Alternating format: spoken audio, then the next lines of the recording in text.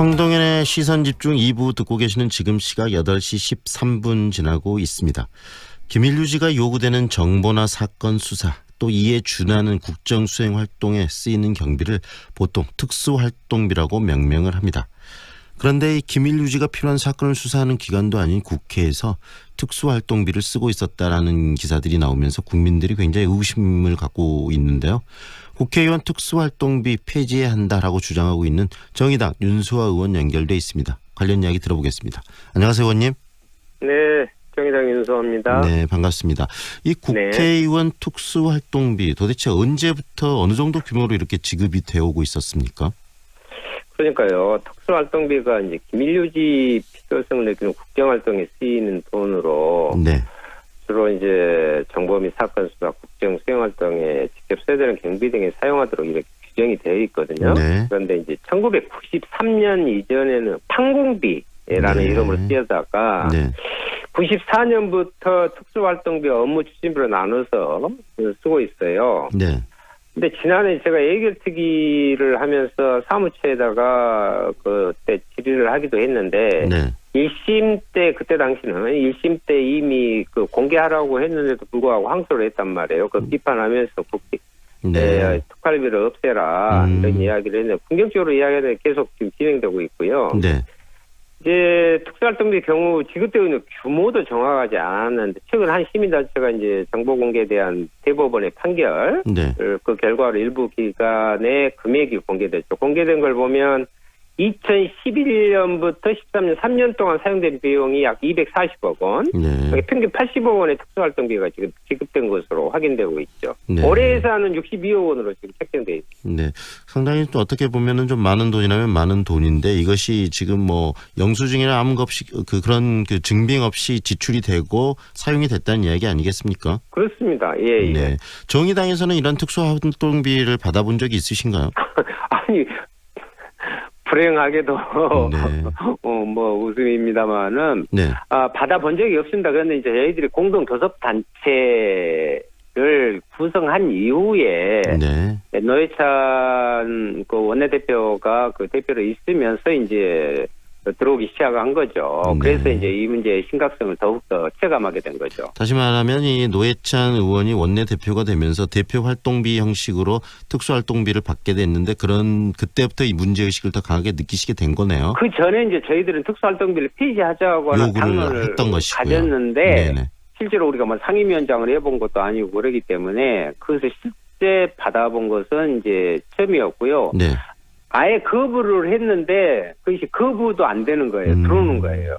일단 입금이 되고 나서 그래서 이제 이것을 불용 처리를 해갖고 가지고 있다가 이제 반납한 거죠. 노회찬 의원이 받은 특수활동비는 불용 처리해서 반납을 했다는 말씀이신데요. 그런데 이 특수활동비에 대해서 구체적인 정보가 공개된 것도 이번이 처음이라면서요. 앞서 잠시 말씀드린 대로 2015년 시민단체 참여연대가요. 국회 사무처를 상대로 국회 특수활동비가 포함된 지급결의서 정보 공개 청구를 했어요. 당시 이제 국회 사무처는 의정활동 이축과 국가의 중대한 이익을 해칠 우려가 있다 하면서 비공개 결정을 했고요. 계속해서 이제 소송이 진행됐고 3년간 소송 진행 끝에 이제 지난 6월 29일 대법원이 특활비는 비공개 대상이 아니다라는 판결을 함에 따라서 공개된 것인데요. 사실 이 소송의 단초는 2015년 당시 저는 경남지사였던 홍준표 그 원내대표를 했었죠. 그래서 성완종 리스트 사건에 연루되면서 그때 이제 금품수수 의혹이 나왔잖아요. 당시 홍 대표가 자랑스럽게 뭐 국회 여당 원내대표 시절 매달 나오는 비용을 국회 대책비로 쓰고 남은 돈을 집사람에게 생활비 줬다. 공개적으로 발언을 하면서 많잖아요. 공개됐는데 그 규모와 사용처는 여전히 깜깜이기 때문에 정보 공개 신청을 하게 된 거죠. 그때 국민들이 그 기사를 보면서 도대체 국회에서 어떤 돈이 나왔거니 이렇게 그 나머지 돈을 가지고 집에 주느냐라고 했는데 바로 그게 이 특수활동비였네요. 그렇습니다. 그렇다면은 실질적으로 일반 의원들에게 지급되는 것이 아니고 뭐 원내대표랄지 국회에서 어느 정도 영향력이 있는 어떤 상임위원장이나 이런 사람들에게 이런 의원들에게 지급된 돈이 바로 이 특수활동비였겠네요. 원내대표한테만 줍니다. 네. 그래서 우리는 못 받아본 거죠. 네. 그런데 모든 분들이 특히 의원들께서는 이렇게 내부적으로 알고 있었음에도 불구하고 특히 위원장들은 이런 부분에 대한 언급이 없었었는데 지금 이제 좀 구체화됐는데 어떻습니까? 이 특수활동비가 그렇게 의원 활동을 하는데 필요합니까? 저는 전혀 필요가 없다 이렇게 보고요. 네. 만약에 필요한 부분에 업무에 굳이 필요하다면 거기에 업무 추진비나 네. 특수목적 경비 이런 부분으로 해서 어떻게 쓰였는지 영수증을 첨부한 증빙 서류를 볼 수 있게 해야 된다는 거죠. 네. 근데 이제 보면 공개된 내용을 보면은 입법비 및 정책 개발비 균등 인센티브, 교섭단체 활동비, 뭐 정책 지원비 네. 뭐 이런 항목으로 지출이 됐는데 2013년 같은 경우에는 특별히 정기 국회 대책비라든지 출장비, 의전비 네. 이 항목이 추가로 오히려 늘었어요. 네. 그 심지어 항목에요. 네. 특수활동비라고 적고 지급하는 경우도 있습니다. 그래서 지급 대상이 주로 국회 교섭단체 대표, 상임위원장, 특별위원장에 지급되었고 당시에는 원내 교섭단체 대표는 매월 6천만 원, 네. 뭐 상임위원장과 특별위원장 매월 600만 원씩 지급받은 것으로 지금 밝혀졌죠. 네, 뭐 정치가 돈이 들어가는 부분들이 있다면 공식적으로 정치 자금이나 여러 가지 뭐 루트를 통해서 그런 것들을 당에도 돈이 지급되고 하기 때문에 하면 되는데 별도로 이 특수활동비가 또 지급됐다는 게 문제인데요. 그렇죠. 어떻게 보십니까? 국가정보원 예전에 박근혜 정부 시절에 국가정보원의 특수활동비가 청와대로 들어가서 그것이 공식적인 루트가 아닌 다른 방식으로 사용된 것 가지고도 굉장히 국민들의 분노를 사고 문제가 됐는데, 분노를 샀죠. 네네. 네. 이 의회에서도 결국은 비슷한 일이 일어났다라고 볼 수 있는 거 아니겠습니까? 그러니까 박근혜 정부 당시에 국정원이 한 4,900억 원이 좀 더 넘는 네. 그 액수하고요. 총 한 9천억에 가까운 부분이 있는데 그 문제를 해결되기 저도 계속 지적을 했는데 문재인 정부에 들어서도 지금 8천억이 넘게 편성이 됐고 국정원에 변화가 없습니다. 네. 이제 물론 이제 국회 특수활동 절대적으로 보면은 액수는 적지만 성격은 비슷한 거 아니겠습니까? 국회의원이 네. 특수활동비를 받는다? 이걸 누가 이해할 수 있겠어요? 그렇지 네. 않아도 이제 특수활동비 자체에 대한 국정원의 비정상적인 부분에 그리고 박근혜 정부의 그 농단, 네. 국정농단 한 주입축에 있는 것을 가지고 국민들이 분노하고 있는데 이것은 특수활동비를 그래서 폐지하자는 것입니다. 네, 이 정의당 노회찬 원내대표의 국회 특수활동비 폐지하기 위한 국회법 개정안 발의를 한 것으로 알고 있는데 그 내용도 소개 좀 해주시죠. 어떤 내용을 담고 있습니까? 구체적으로. 예, 핵심은 국회 특수활동비를 폐지해서 국회의 그 자의적 임의적인 예산 집행을 차단하자는 것인데요. 네. 세부적인 내용을 보면 첫째 이제 국회의장이 예산을 편성할 때 특수활동비 예산 편성은 아예 할 수 없도록 명문화했고요. 네. 국회의장 소속으로 국회 예산 자문위원회를 설치해서 운영하도록 하고 세 번째는 이 국회 예산 자문위원회가 공개 토론회, 공청회 등을 개최해서 아예 국회 예산 편성에 대한 시민들의 의견을 수렴하도록 하자는 것입니다. 네. 예, 당장 그리고 내년 예산부터 편성하지 말자 이런 네. 겁니다. 결국 특수활동비를 편성하지 말고 더 이 국회의 어떤 예산들을 좀 더 투명하게 만드는 것까지 그렇습니다. 나아가는 그런 개정안이네요.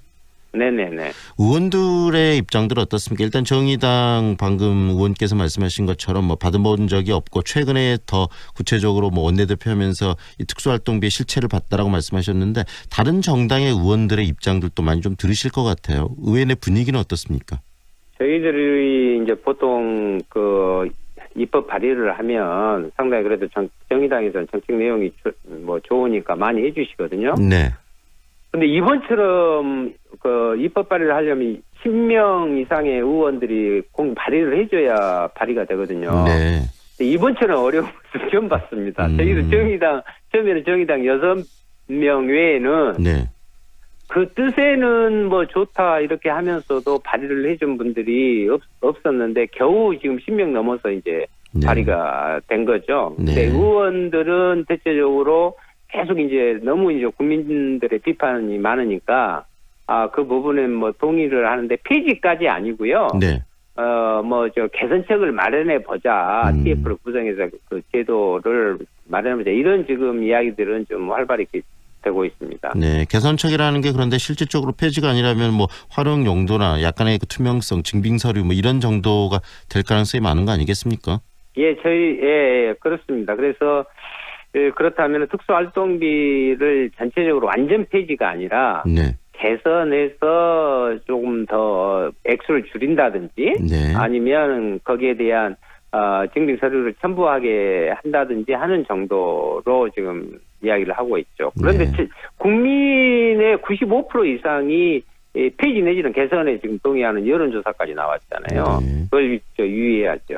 어떤 형태로든지 뭐 이 특수활동비, 특히 국회 특수활동비는 이번에 뭐 많은 부분들이 개선되던 폐지되던 방향성을 좀 가져야 될 것 같은데, 관련해서 의원분들이 좀 소극적이라는 부분들이 결국은 제 식구 감싸기 뭐 이런 비판들을 의회가 받는데 그런 측면의 연장이 아닌가라는 생각도 좀 드네요. 네, 그러니까 이제 저희도 아까 그 입법 발의를 하면서 그 어려움 이야기했는데요. 네. 이제 이야기로는 뭐 거기에 문제 의식을 느끼면서도 실제적으로는 행동에는 소극적이라는 것이죠. 네. 좀 더 적극적으로 의원들 스스로가 그 개혁의 어떤 주체와 객체가 되도록 좀 노력을 해야 되지 않을까라는 생각이 듭니다. 오늘 말씀 예. 잘 들었습니다. 고맙습니다. 네, 감사합니다. 지금까지 국회의원 특수활동비 폐지를 주장하고 있는 정의당의 윤소아 의원과 함께했습니다.